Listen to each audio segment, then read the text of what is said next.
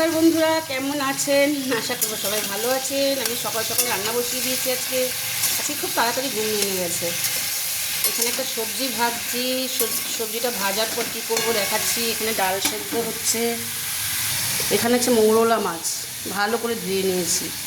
আচ্ছা, এই মৌরলা মাছের মধ্যে কী কী দিয়েছি? টমেটো, হলুদ, লঙ্কা বাটা, জিরে বাটা, নুন। এবার দেবো সর্ষের তেল। সর্ষের তেলটা দিয়ে আমি একটু ভালো করে মাখিয়ে নেব। আর একটা জিনিসের কথা বলতে ভুলে গেছি, পেঁয়াজ বাটা।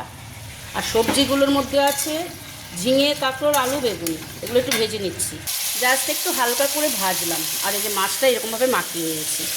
এবার এই সবজির ওপর আমি পুরো মাছটা ঢেলে দিলাম, মৌরলা মাছটা। এবার একসাথে আমি রান্নাটা করব। আমি এইভাবে একটু সবজির সাথে মাছটা ভালো করে নাড়িয়ে চাড়িয়ে একটু ঢাকা দিয়ে দিয়ে আমি রান্নাটা করব।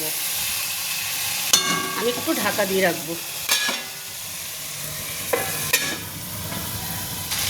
আমি এপাশ ওপাশ করে ভালো করে কষিয়ে নিয়েছি। এবার জাস্ট একটু জল, ব্যাপারটা মাখো মাখো হবে।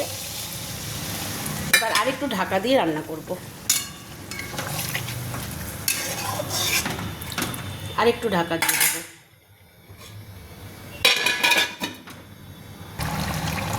মৌরলা মাছের চচ্চড়ি পুরো রেডি। এখন জাস্ট একটু ধনেপাতা দিয়ে দিলাম।